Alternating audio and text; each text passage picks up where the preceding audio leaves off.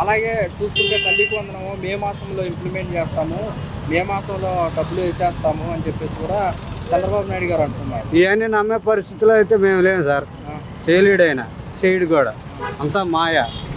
Election గట్టా చెప్పుడు ఇది అంతే, అంతేగాని ఆయన వల్ల కాదు, ఆయన చేయలేడు. ఎటువంటి నిబంధనలు లేవు, మేము ఇంప్లిమెంట్ చేస్తాము, పిల్లలు ఎంతమంది ఉంటే అంతమందికి డబ్బులు వేస్తా అన్నాం కదా, ఏం చేస్తామన్నారు. చేయలేడండి, చేయలేడు, ఆయన వల్ల కాదు.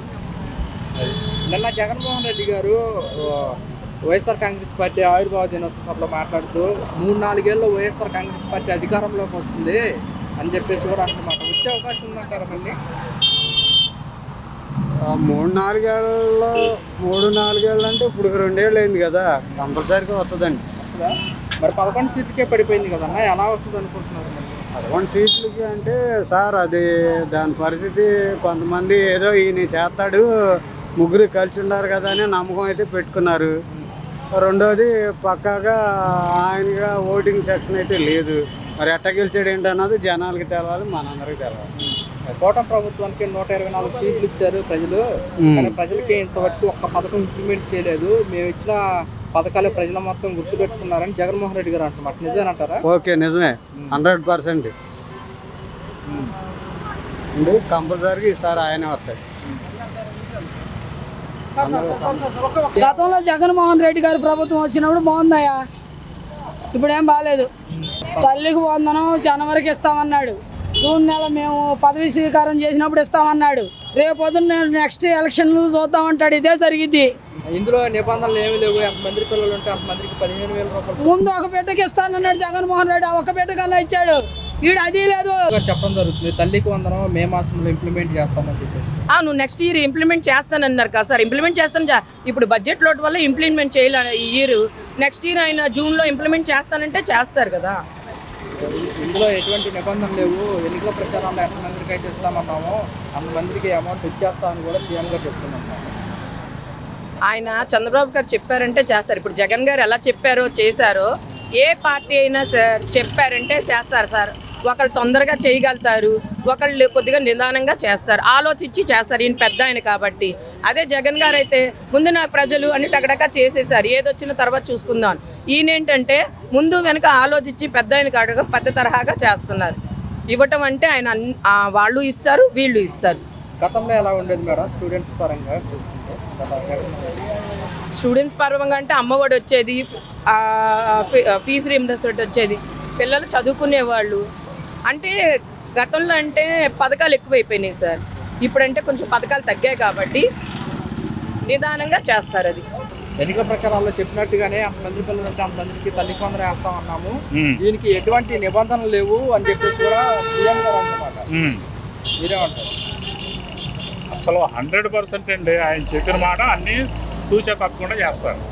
నిన్న మాజీ సీఎం జగన్మోహన్ రెడ్డి వైసీపీ ఆవిర్భావ దినోత్సవంలో 3-4 ఏళ్ల తర్వాత వైఎస్ఆర్ కాంగ్రెస్ పార్టీ అధికారంలోకి వస్తుందని చెప్పడం జరుగుతుంది సార్. మీరేమంటారు? పబ్లిక్ గా వచ్చే అవకాశం ఉందంటారు? మళ్ళీ వస్తుందంటే ప్రజలు అసలు వీళ్ళు ప్రజలే కాదని నేను అంటాను. అదేంటి సార్ అంత గొప్పగా చేశాడు. మరి 5 ఏళ్ళు రాష్ట్రాన్ని వెనక తీసుకుపోయాడుగా, 20 ఏళ్ళు వెనక్కిపోయింది. గత ప్రభుత్వంలో కరోనా 2 సంవత్సరాలైనా ప్రజలు ఇబ్బంది పడలేదండి. 2 సంవత్సరాలు ఇంట్లో కూర్చున్నా సరే హాయిగా గడిచిపోయేది ప్రతి ఒక్క కుటుంబానికి కూడా.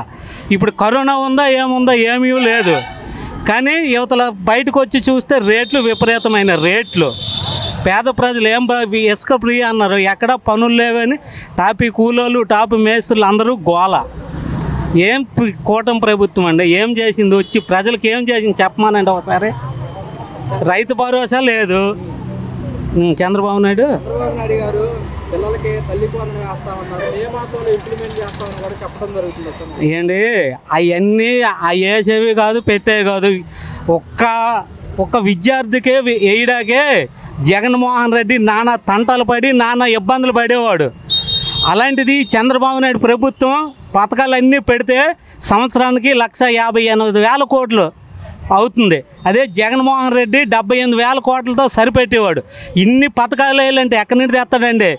మాటలు చెప్పేసి గెలిపి ప్రజలకి మోసం చేసి గెలచడం కాదు, పథకాలు చేసి చూపించి ఇచ్చిన మాట నిలబెట్టుకో, అది నాయకుడు. ఇది అంతేగాని నేను చేసేస్తా ఏం చేసేసావండి? నువ్వు వచ్చి 9 నెలలు అవుతుంది, ఏం చేసావు? ప్రజలకు ఒకసారి చెప్పమానండి, ఏం చేశాడు? ఇంప్లిమెంట్ ఇప్పుడు ఒక ముఖ్యమంత్రి చెడ్డోడండి, అందుకని ఆయన గెలిపించలేదు. ఈయన మంచోడు కాబట్టి ఈయన గెలిపించాక మరి ఈయన చెయ్యాలి కదా అన్నీ ఉన్నావు. ఆయన చెడ్డోడండి గత ముఖ్యమంత్రి, ఈయన మంచోడు, ఈయన చెయ్యాలిగా. మరి ఏమీ లేదు, బయటకు వస్తే రేట్లు, నేను అది చేసేస్తా, ఇది చేసేస్తా, అది చేసేస్తా, ఇది చేస్తా. ఏం చేసాడండి? వచ్చి ఏం చేశాడు? గ్యాస్ బండ్లు ఉచితం అన్నాడు, కొందరికి పడుతున్నాయి, కొందరికి బ్యాంక్ ఖాతాల్లో డబ్బులు పడట్లేదు. బయటకు వచ్చి వస్తే గోల వాళ్ళందరూ ఏం చేసిందండి? టీడీపీ ప్రభుత్వం వచ్చి, కూటమి ప్రభుత్వం వచ్చి ప్రజల్ని ఇదంతా మాయ చేసి మోసం చేసి, అంతేగాని చేసేది ఏమీ ఉండదండి. ఓకే, నిన్న జగన్మోహన్ రెడ్డి గారు మాట్లాడుతూ వైఎస్ఆర్ కాంగ్రెస్ పార్టీ ఆవిర్భావ సభలో 3-4 ఏళ్ళ తర్వాత వైఎస్ఆర్ కాంగ్రెస్ పార్టీ అధికారంలోకి వస్తుందని చెప్పడం జరుగుతుంది. వచ్చే అవకాశం ఉందంటారా? అది ఆయన చెప్తే చెప్పొచ్చు, కానీ 5 సంవత్సరాల వరకు వచ్చే సంగతి ఉండదండి. అది ఎందుకంటే ఏ ప్రభుత్వం వచ్చినా సరే, ప్రభుత్వం ఓడిపోయినా సరే, మేము 3 సంవత్సరాలు వస్తాం, 4 సంవత్సరాలు వస్తామని మాట ఉట్టి సర్వ కళ. ఏదో ఆయన భ్రమకు అనుకోవచ్చు, కానీ అది జరిగే పని కాదు. జగన్మోహన్ రెడ్డి గారి ప్రభుత్వంలో యువతకి ఎన్నో ఉద్యోగాలు ఇచ్చారు, అది ఆంధ్రప్రదేశ్ ప్రజలందరికీ తెలిసిన విషయం. అలాగే అమ్మఒడి పెట్టి చిన్న పిల్లల దగ్గర నుంచి 1వ తరగతి చదువుకునే పిల్లల దగ్గర నుంచి ప్రతి ఒక్కరికి అమ్మఒడి తల్లి అకౌంట్లో ప్రతి సంవత్సరం 15,000 రూపాయలు అకౌంట్లో వేశారు. దాన్ని తీసుకొని బిడ్డల్ని క్షేమంగా చదివించుకున్న తల్లిదండ్రులు ఎంతోమంది చాలా సంతోషకరంగా ఆ 5 సంవత్సరాలు గడిచినాయి. రామపాలన నుంచి రాక్షస పాలన వచ్చిన తరువాత ఈ రాక్షస పాలనలో అమ్మఒడికి కానీ చెప్పిన సూపర్ 6లో ఒక్కటి కూడా నిర్వహించకపోగా ఎంతప్పటికీ వైసీపీ పార్టీలో ఉన్న వాళ్ళ మీద కక్ష సాధింపులు, జగన్మోహన్ రెడ్డి గారి గురించి పిచ్చివాగుళ్ళు వాక్కుంటూ వీళ్ళు ఏం చేస్తున్నారంటే పద్ధతి లేని పాలన, పద్ధతి లేని వ్యవహారం నడిపిస్తున్నారు. ఆంధ్ర రాష్ట్ర ప్రజలందరూ చూస్తున్నారు.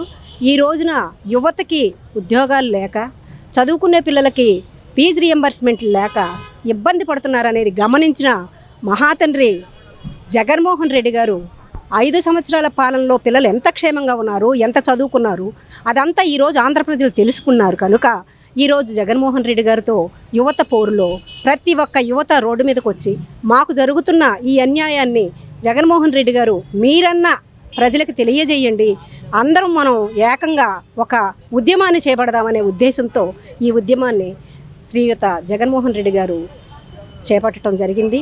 ఈ రోజున యువత పోరు, విద్యార్థులు, తల్లిదండ్రులు అందరూ కూడా రోడ్డు మీదకి వచ్చి మాకు జరిగిన అన్యాయం ఇది అని చెప్పుకొని స్వతంత్రంగా నిలబడగలిగినట్టు ఆంధ్ర రాష్ట్ర ప్రజలు రోడ్ల మీదకి వచ్చి మా కష్టాలను చెప్పుకునే పరిస్థితి వచ్చింది.